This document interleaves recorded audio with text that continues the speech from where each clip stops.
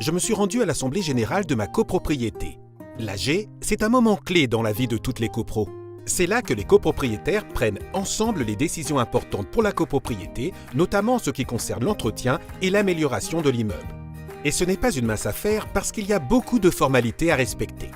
Au fait, l'AG, ça sert à quoi exactement? À valider les comptes, les dépenses et les budgets, à désigner un syndic, à prendre toutes les décisions liées à l'organisation, à la gestion et aux travaux dans la copro.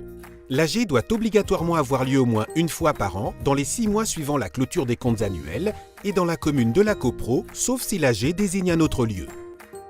Avant le jour J, il y a 2 ou 3 choses à préparer.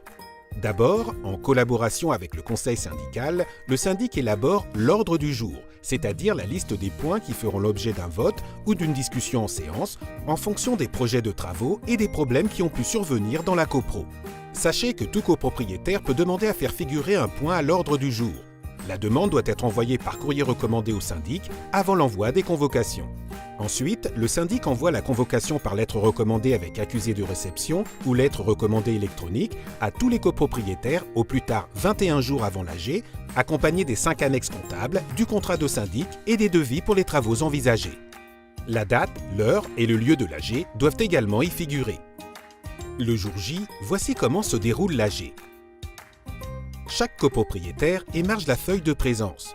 L'assemblée commence par élire le bureau, composé du président qui anime l'AG, du secrétaire qui rédige le compte-rendu et d'éventuels scrutateurs qui contrôlent les votes. Ensuite, les pouvoirs des absents sont remis au président de séance pour distribution et signature.